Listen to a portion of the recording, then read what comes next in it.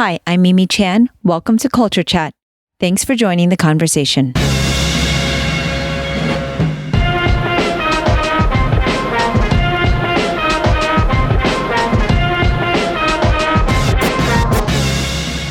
Hi, everyone. It's the Mimi and Greg Show. It's been a privilege to have these weekly conversations with the one and only Greg Rucka. I will forever be a fan of his work and feel fortunate that I can now also call him my friend. Catching up with my pal Greg this week includes all sorts of fun things from Halloween to the newest issue of his comic book, Lazarus. Don't worry, there are no spoilers. As a major Lazarus fan, it is always a joy listening to Greg discuss his writing process and collaboration with artist Michael Lark. I enjoy listening about the creative and technical process, especially since I'm an avid comic book reader. For those that don't already know, Greg Rucka is a New York Times best-selling author of hundreds of comics and nearly 24 novels. He is also the writer for the hit film The Old Guard starring Charlize Theron. I'm loving these conversations and hope you are too.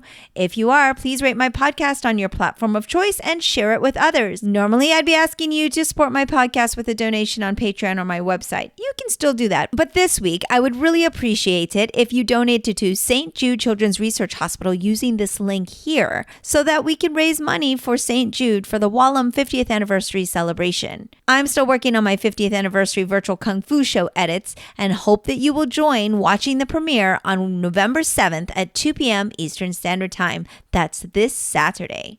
For comments or suggestions, email me at mimi@culturechatpodcast.com or reach out on social media at SifuMimiChan. Now, on with the show. Hello, Greg. Oh, hello, Mimi. What are you doing here? Oh, it's fancy meeting you on the Zoom. I know. I just wandered in and here you were. It's so odd. Yes. How peculiar.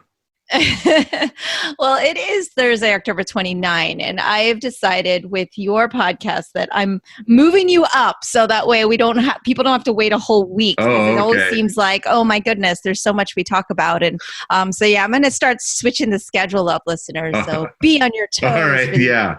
Pay attention, there will be a quiz. Yes, absolutely. So we were just talking a little in our pre-roll about the festivities of the weekend of Halloween, a very auspicious and ominous time sometimes, but I guess nobody really. Yeah, it never really struck me that it leads up to the election or anything because it's every several years. But like now it's like, oh my goodness, the ghouls are out. Yeah, right now it's dead on. So there ain't a whole lot we can do. Yeah, and your kids are all grown, so you guys don't do like the trick or treat. But you had mentioned. Yeah, but it's Halloween. I mean, it is a fun time. Do you dress up? I don't normally. You know what Bendis used to do when his kids were smaller? And he used to live in a part of Portland. It was in this neighborhood. They had this lovely old house, but it was on sort of like the end of this particularly weird convergence of like 5 different streets at different angles. The house opposite them was this big, still is, I should say, is this big, beautiful Portland, 1930s house. And the folks there, as it was explained to me, I can't remember their names, didn't have any kids. They were retired. And every holiday, they decorated all out. And Halloween was the one where they pulled out all the stops. So you would end up at the Bendis's and all of the kids, our kids and Brian and Elisa's kids and Matt and Kelly Sue's. And I mean, everybody's kids show up and they all costume up, and it's a great neighborhood to go trick-or-treating in. Yeah. And then across the street, there's this house with like dry ice clouds and screams and flashing lights and an Elvis like a haunted house and an Elvis impersonator who shows up in a hearse. And I mean, it was a full-on event. And I think when my kids were really small, what we would do is we would get my parents to come up, and Jen would make a costume, because Jen always made costumes for the kids. She would make a companion costume for my parents. So my parents would go trick-or-treating with them, which my dad loved and admitted he loved, and my mom loved and refused to admit she loved. And and then one of us would man the door, because yeah, you can't neglect. Well, and would be kids coming in to your neighborhood, and we want to be able to, I believe in I believe that if you're giving out candy, you shouldn't skimp. Okay, so what kind of candy could we expect at the Rucka home? We'd get those variety bags, and then what I would do is I would go through, back when DC would send you a comp box every month, we would end up with hundreds and hundreds of comics in our basement, right? That were, because the comp box would be everything DC published that month. And there were different levels of the comp box. So like at the highest end, you would get the hardcover collections and so on and so forth. But this meant that we would have hundreds, if not thousands, of comics that had accumulated that we just didn't need, right? We didn't want them. I don't need a complete run of, DC's Scooby-Doo. And so we would go through the comics and be like, oh, no, you can't give that one out because it's Vertigo, or whatnot. And then, right. So for listeners, you need to realize, but you can't do the adult exactly. Ones. You didn't some trouble there. You didn't want to give anybody a comic where they were going to get home and their parents would be like, where did you get this? And then, so we'd have a big stack, and I would just, we'd shove them in, they'd hold out their bags, trick or treat. Cool. So they'd get, I was trick or treating they get a handful of candy and they get a comic or two. I love it. Yeah. So cool. Oh man. Yeah, it wasn't too bad. I know it. Yeah, it's kind of weird. I've heard a few podcasts where people are like, technically speaking, Halloween is one of the safer holidays for people to observe right now because they're outside. And I was like, I don't know about the whole congregating and visiting people's homes. I don't know about it either. Yeah. Like more like leave candy on the doorstep and hope that everyone's cool about it. But I do think the dressing up, and I always like to kind of drive around and just see everybody in costume because people just go all out, just like cosplayers at cons. That's like one of my favorite things is to kind of watch. And it's it is such an innocuous. There's a reason why people respond to Halloween as strongly as they do. It's fun, it's your chance to do the thing that you don't normally get to do, and you get to pretend you're something else. And come on, that's cool and fun. Yeah, and we should do it. We should do it this year, Greg. We can FaceTime and be like, all right, who are you going at? Well, see, so the thing that would happen, a calm and happy person. How about that? Like we can both go as I can't fake that, Mimi, and I'm pretty sure you can't either. The thing that would happen is that we would go to the Bendises because that was normally the state. Like I say, great neighborhood. So you would all launch from there, right? And Elisa would make like a huge vat of chili and everybody would have a fun time. Oh my God, that sounds awesome.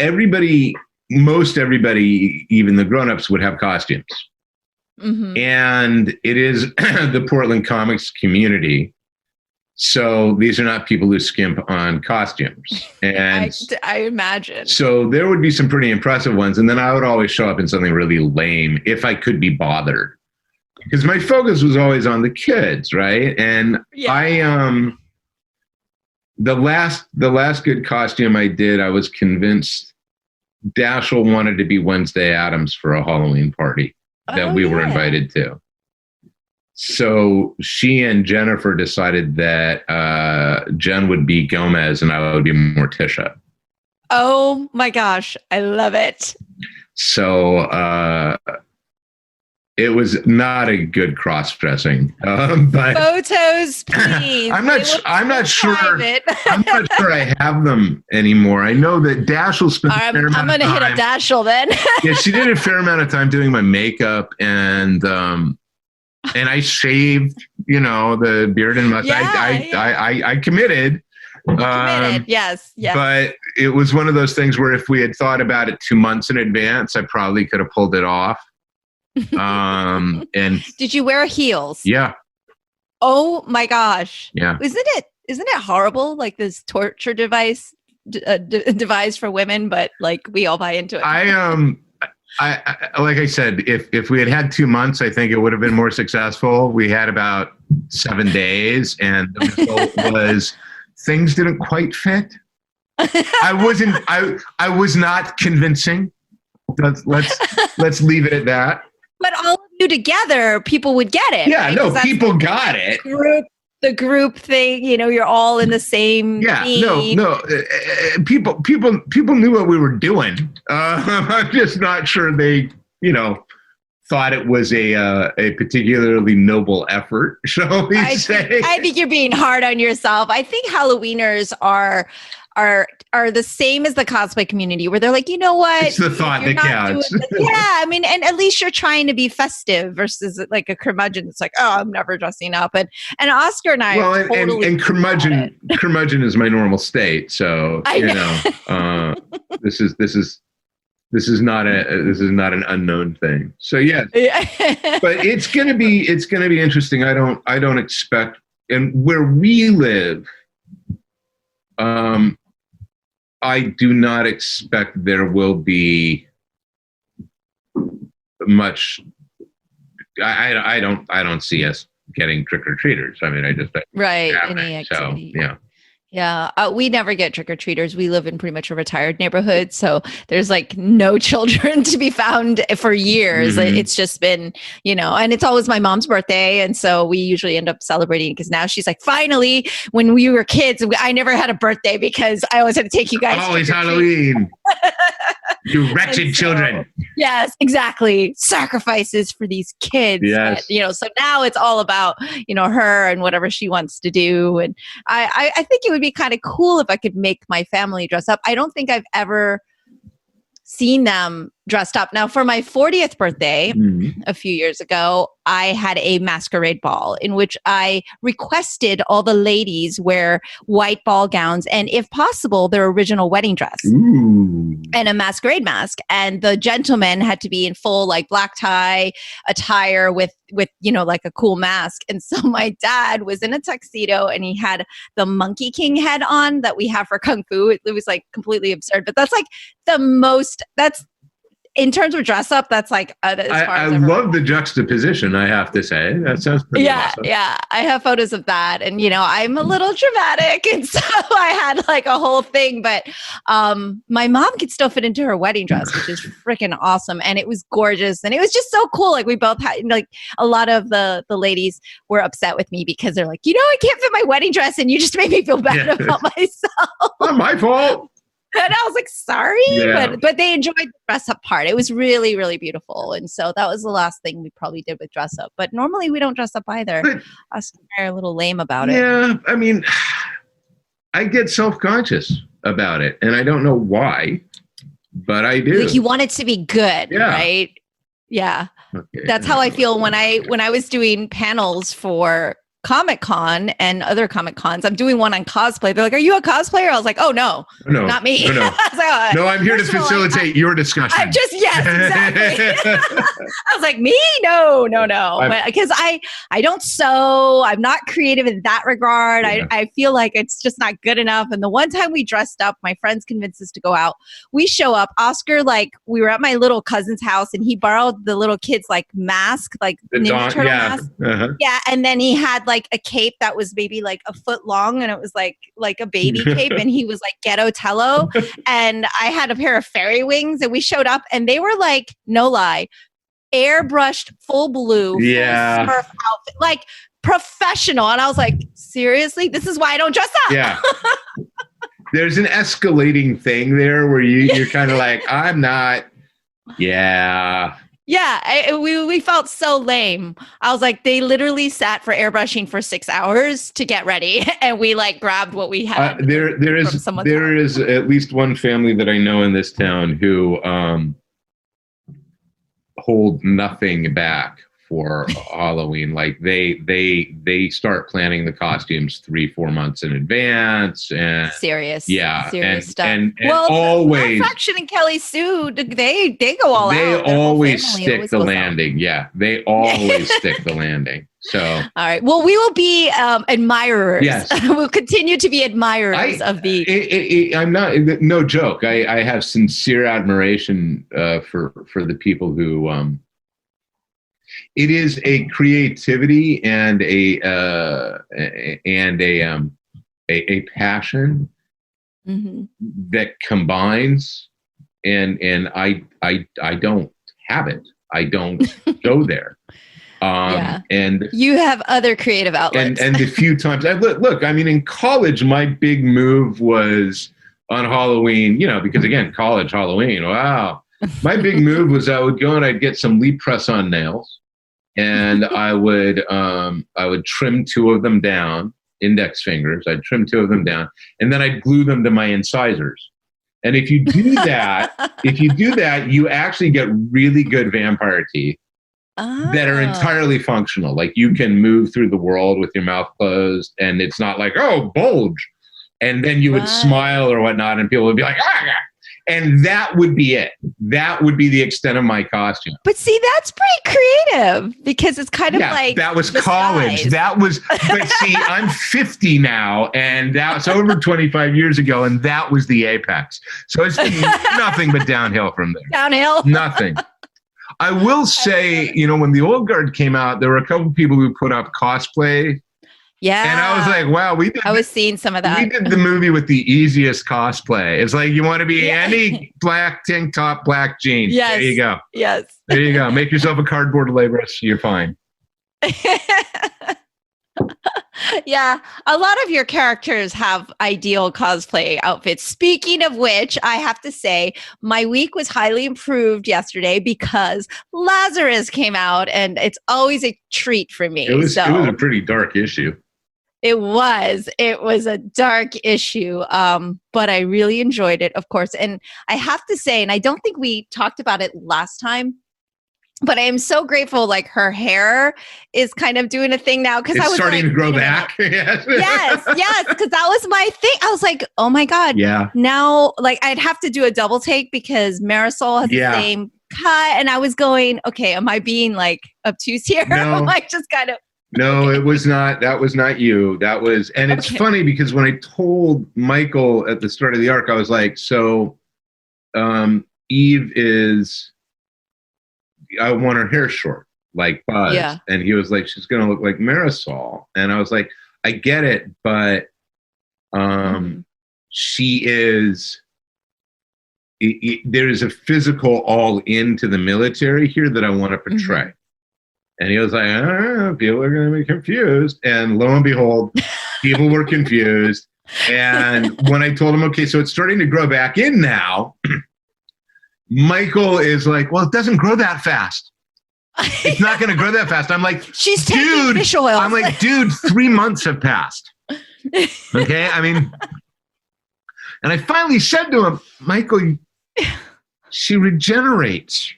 See, the functions are accelerated. And he was like, oh, so come issue 6,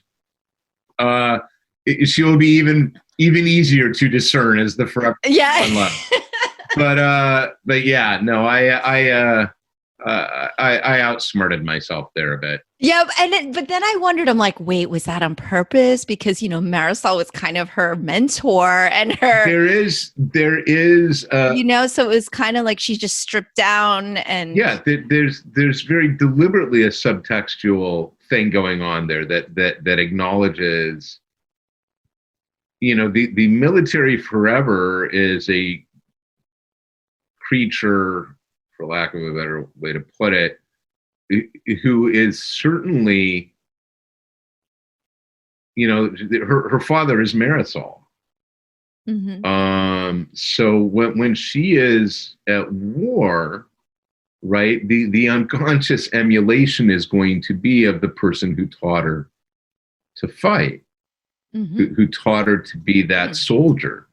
But I mean, that's, we're talking some deep cut stuff. You know what I mean? It's like, well, I was like, all right, Greg, if you say so. Because Greg made this intentional, but I was like, it definitely was kind of like a back and forth at first. I was like, wait, is Marisol out there? No, wait, no, this is forever. So I thought I was like, need to turn the contrast up because of course I read digital, right? Like I do.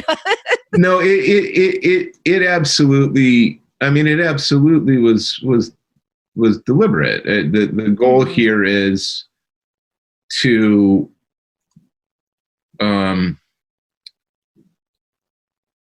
don't want to give things away. Right. Yes, I don't want to be spoilers. It's too early. Forever is sometimes a hard character to track, right? What is she thinking? What is she doing? She's not terribly emotive. One of the fun things about this issue is her interactions with 8, where 8 is just always emotive, right? 8 is 15, like a teenager. Yeah. and she is, she is on, and Forever is all very, she is all the business. So wanting to issue 7, the last issue of this arc, is going to reveal a lot about what Forever is trying to do. And all I'll say is, and it should be a little more evident in this issue,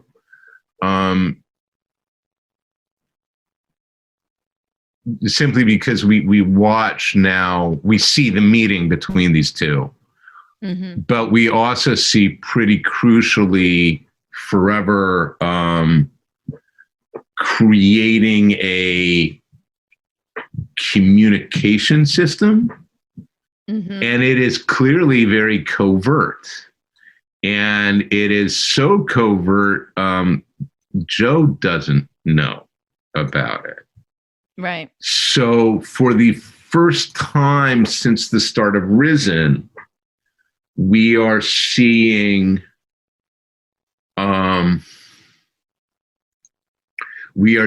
Forever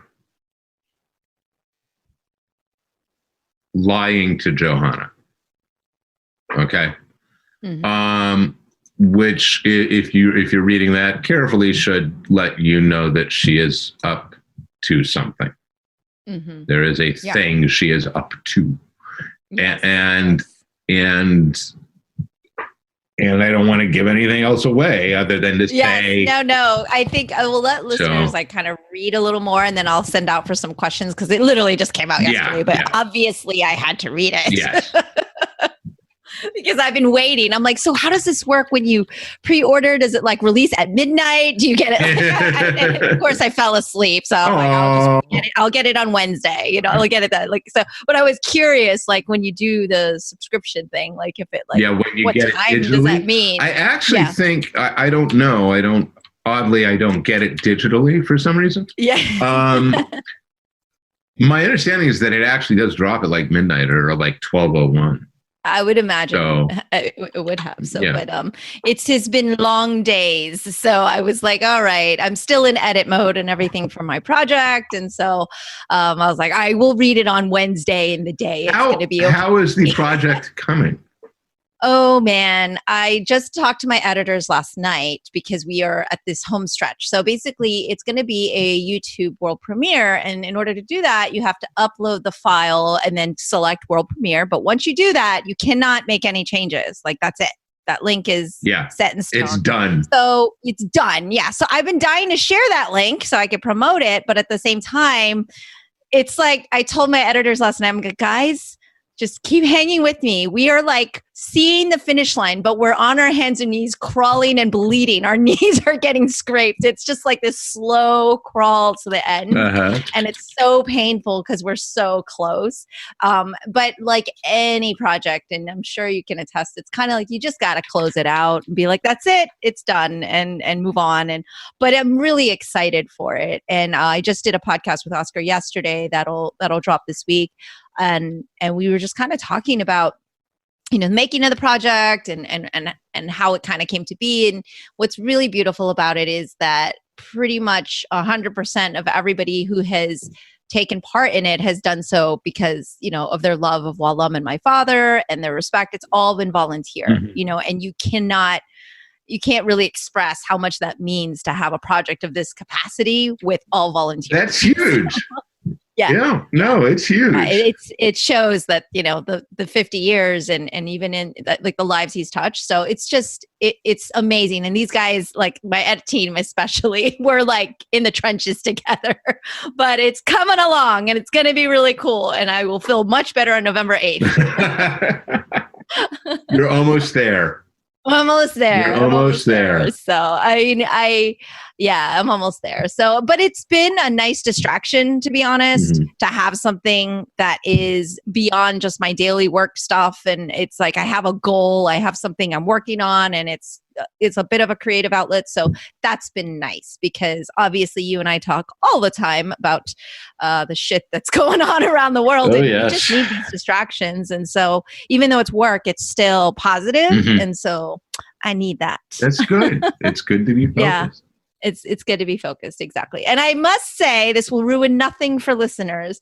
I am always unbelievably tickled, pink, and thrilled when I see my name in a Lazarus issue of any kind.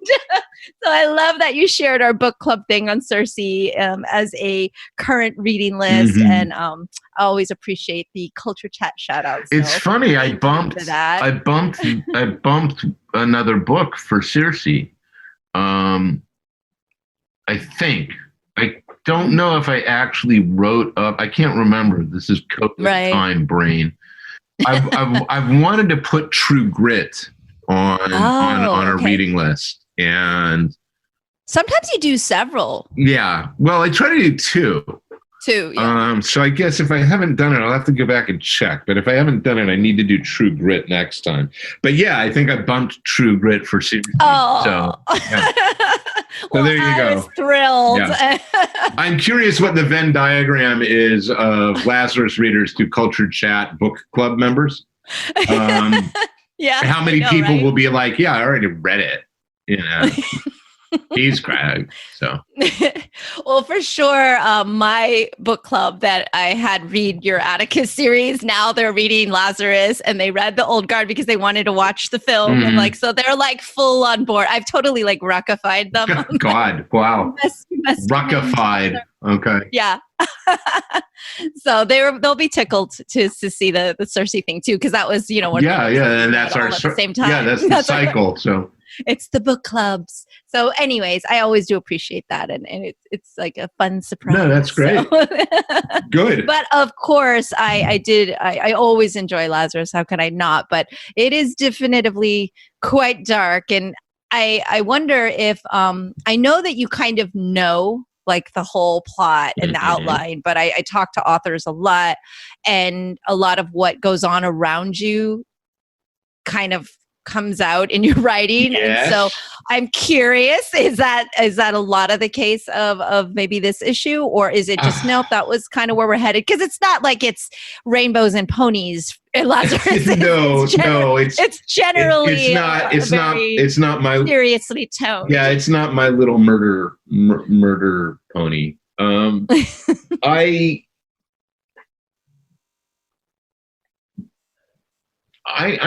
trying to find the most honest answer. So Lazarus has an overall trajectory. I know where it's going. I know what the end is. And we're actually past the halfway point of the series. We are closer to the end now than I think people realize. We could probably, depending on Michael's stomach for it and mine, we could end it if we had to in 3 arcs at this point. Wow. I'd prefer to give it 4 or 5, but we are on the downward. We are now on the downward slope, and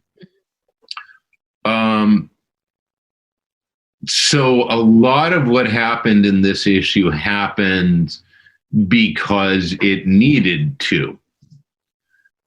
This is where it had to happen. Now, the way certain things got affected, right, may well have been influenced in a subconscious way by the world around me. Okay.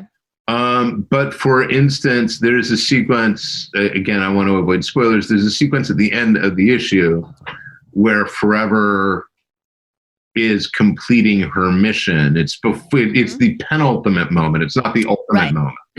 Yes. But it is the sequence in front of the Morey family. And when I got to that, I was like, oh no, she's going to be horrible to them. She is going to be, this is entirely about what they did to Joaquin. Mm-hmm. And this is and you can hear it in what, in what Anna Maria says. Yes. The word slave is used twice in the issue to describe the Lazarus. Mm-hmm. And that's deliberate. And it's used by two different people. So one of the things that's going on in the issue is, I don't want anybody to miss that. Mm-hmm. We have not seen Forever be emotional in quite a while. Even with 8 at the beginning of the issue, she is fairly restrained. Right. She's not cold. But as we were saying a few minutes ago, 8's ebullient. She's climbing trees and jumping around. Yes. And Forever's anger should be terrifying, right? Because the depth and breadth of that anger is perhaps deeper than people have realized. Mm-hmm. The communication between her and 8 in the issue where they're sending messages back and forth, and Forever asks 8, have you thought about what I said? And 8's response is worth viewing as Forever probably feels that way too. And if you then extrapolate what the difference is between a now 23-year-old woman and a 15-year-old young woman, each dealing with that same realization and knowledge, one of them is in a position to do something about it. And this is a spoiler. No, you know what? I'm not going to spoil it. I'm gonna keep my powder dry on it. We will undoubtedly be able to talk about it come issue 7. Risen 7 is going to be a huge goddamn issue. All right. 6, the next issue is a big issue, and you get it from the coming, from what's next, which is Forever goes to Hawk. And you're going to find out a whole lot about the nature of the Hawk, Malcolm, Abby relationship. There's a reason that cover is the cover it is, that it shows the characters it does. Abby's presence on that cover is significant. But what will come as a result of that is going to be ginormous. It's very exciting.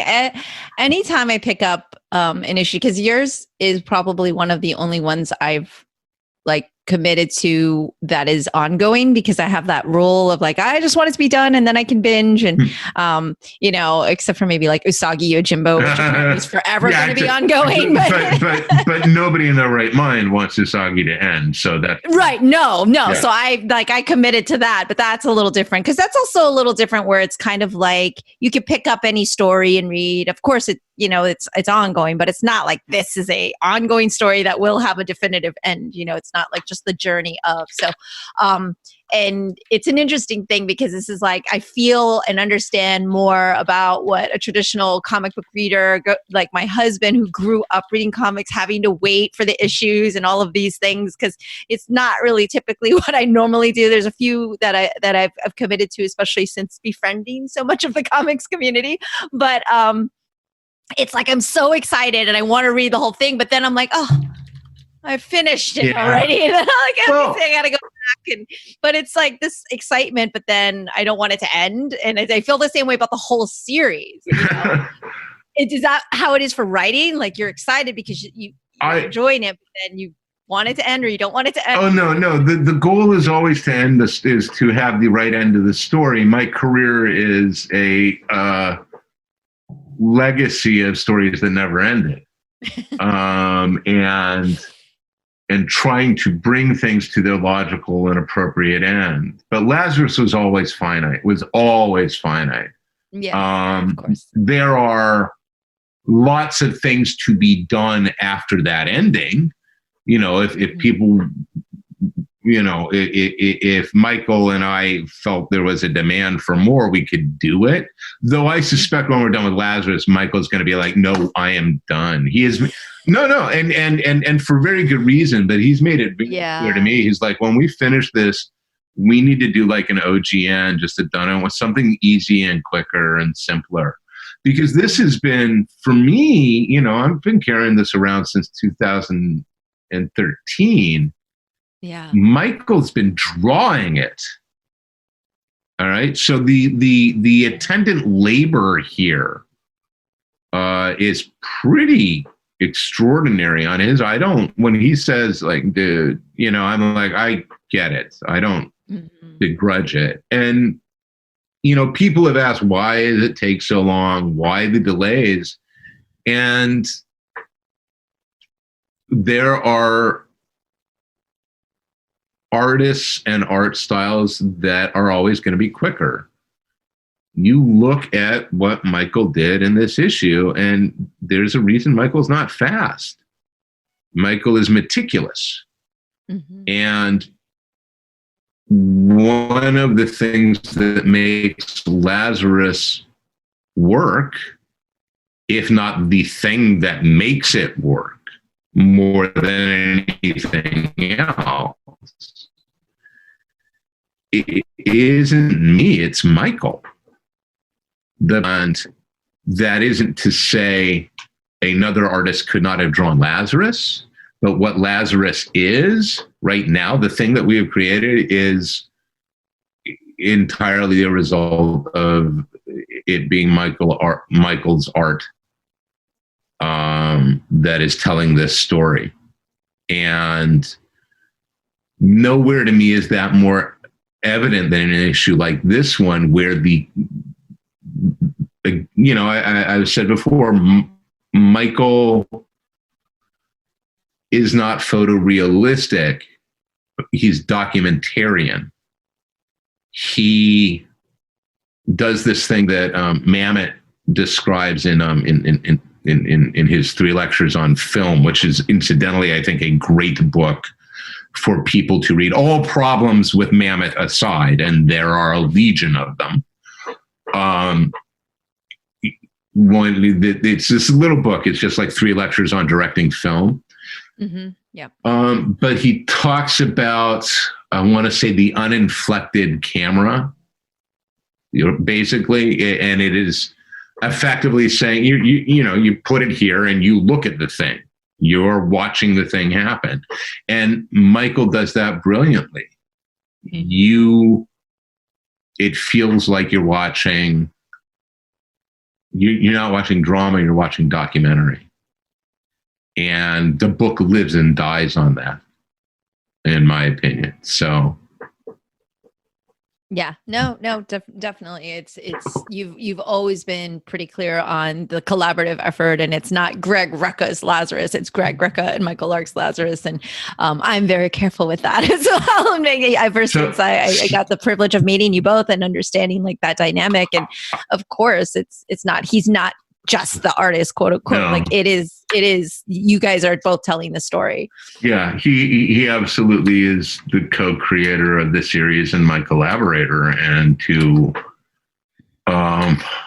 describe him as anything but is a disservice. Now that said, right, he's pretty clear about where he feels the purviews are. But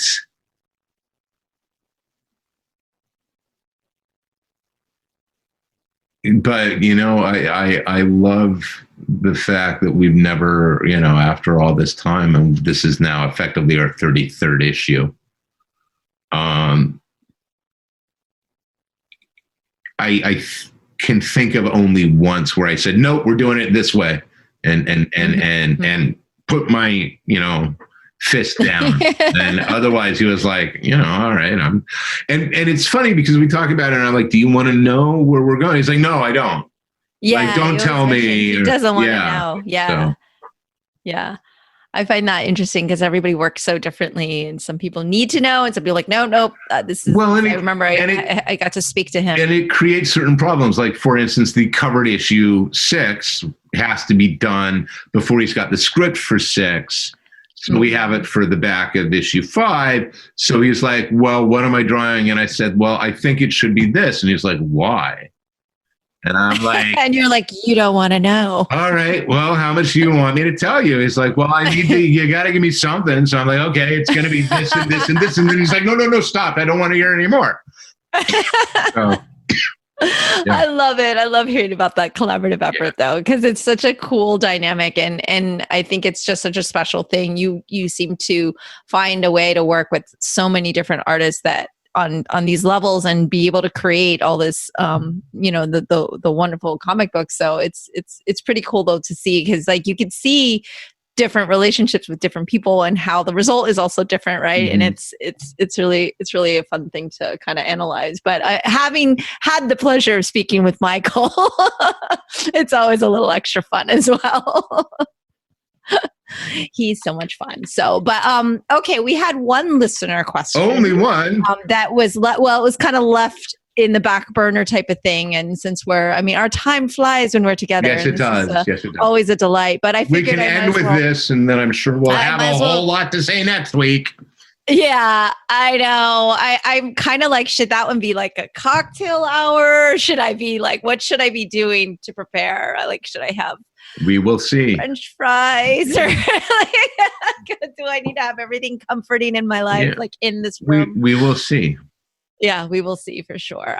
So RL Spiritual Ship wants to know how important outlining is to you. Do you write differently for comic, novel, prose, and movies, since you do so many different, you know? I do write differently for all of them, but not consistently. So it is not, I am always doing an outline for a novel, but I don't do outlines for screenplays. It is, you know, this is going to sound cliche. It's a toolbox, and I get, depending on what the story is doing and the difficulties I am running into, different tools are brought to bear. So I find when I'm writing a novel that in the main I need an outline, just to say this is where you're starting, this is what it looks like in the middle, this is where you're going to end, just so I don't have to follow it. Right? If any story is a journey, the metaphor I always use is this, or the analogy I always use is this, which is, if I live in San Francisco and I am driving to Manhattan, knowing that I'm starting in San Francisco and I'm going to end in Manhattan, right? I can take any number of ways to get there. So the outline and for novels, they tend to be more a synopsis, is sort of a rough map. And then when I am writing, if the story decides it's going somewhere else, at least I know where my destination is, so I know how far off I've gone. And sometimes I get off so far that I realize the destination isn't where I thought it was. for comics, it will be anything from saying this has to happen, this has to happen, this. And a lot of times, especially for Lazarus, what I'll have is a series of notes that say these things have to happen this issue. Right? You have to answer these questions. You have to put these things in motion. These things. This is what has to happen in this issue. And sometimes I don't do it at all. Sometimes it's in my head enough that I can see all of it or enough of it that I know I'm going to be able to find my way through. And then sometimes I will think that and then slam right into a wall really, really hard and end up having to back off and get out a notepad and work things out. So I think there is a great value, especially in working in long form, of having some sort of outline or synopsis. But I do not look, for me, there are writers who will not begin the actual task of the typing, as I call it, until they know every single thing they're going to type. And that's not good or bad. That's how they work, right? It's what works for them. For me, I am a very fast typist, right? I'm a typerer. And I will do my typering as quickly as possible when I'm writing a novel, right? If I'm writing prose, the goal is just bang the motherfucker out. Because once I have the draft, then I can get to the craft. In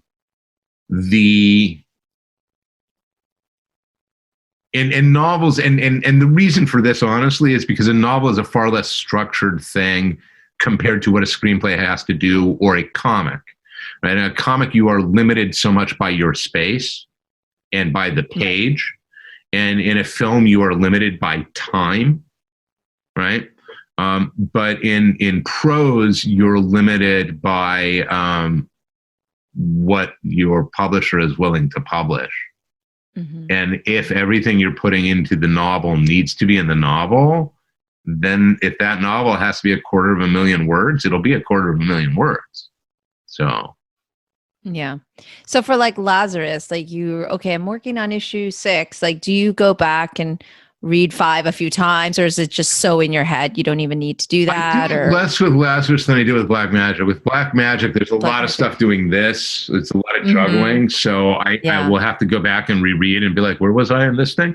With Risen, right? Since we became Lazarus Risen and we've got these 48-page issues, I actually don't have to do it as much because the 48s are very much little short stories now. And that's been sort of the biggest delight of the form, is that each of these issues, they don't end with cliffhangers anymore. They end with a resolve that leads into another thing. And I actually am enjoying that, because that's allowing me to write more like it's prose in a way. It's pacing like a novel now. And I am enjoying that enormously. But for instance, Lazarus Risen 5, beginning, middle, and an end. This is, we know where we're starting here, right? We are picking up where we ended in 3, right? But the end of this issue is a very definitive ending. You can set that down and you got a complete story this month. You know what I mean? This is a complete thing. I guess I didn't really even think about it but I'm actually going to be rereading from the beginning because my book club now is starting Lazarus. I'm like, I'll read it with you. All so right, now I'll notice the differences. But I'll notice that format change. I mean, I know there's a big format change, but the feel of it. Issues 1 and 2 of Risen, I think they're fine issues, but I didn't know how to utilize the form yet. The change to all of a sudden you have 44 pages of comic storytelling took me a while to adapt to. That's so interesting, because as a reader, you don't really think about those things like, what's a few different pages, it paces enormously. It paces enormously differently.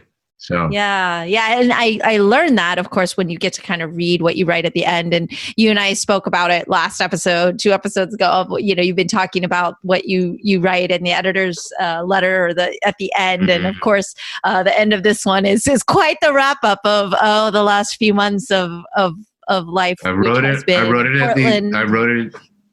Six during the fires. Yeah, I wrote it 6 weeks ago, and if you read it, you're like, oh, right. That was 6 weeks ago. It feels like 6 years. So it's crazy. It is. It's so crazy, but it's really timely. And I love that you were able to get this out in time to remind people to vote, though, and what the relevance is and why. And, on board with that, obviously. But yeah, I was looking forward to it because I'm like, I'm sure we touched on pretty much everything you're going to talk about in this wrap up at the end of the issue. But I do get to learn a lot about the process. And so I remember you had mentioned that, like, I'm really taking a while to get used to this format and it's different. Yeah. And I think I finally have it now and I like it.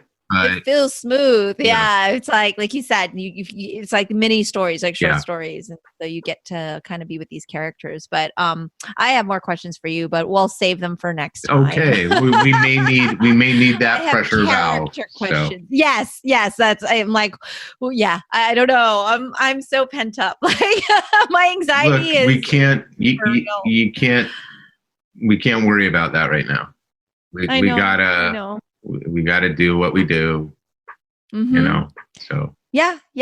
Keep hopeful and also remind everybody there's still lots of time to vote, so get out there and do it. I mean, stay vigilant. Be hopeful, be vigilant, and be prepared, know what you're going to do if things go bad, if things go really south. Have at least have a plan. have given it some thought. But vote and be safe and be healthy and and good luck getting the editing done. Thank you so much. I'll talk to you before probably the final. I am sure you will. I'm at the home stretch, so right. We're good. We're going to be good. Thank you so much, Greg. Everybody, I will link all this fun stuff here for you. Make sure you pick up the latest issue of Lazarus. Yeah, do that. That's all for today's episode. Thanks for listening to Culture Chat and hope you enjoyed the conversation. Please subscribe and rate my podcast. Feel free to leave me suggestions or send an email to mimi@culturechatpodcast.com or follow me on social media at Sifu Mimi Chan on Twitter, Instagram, or Facebook.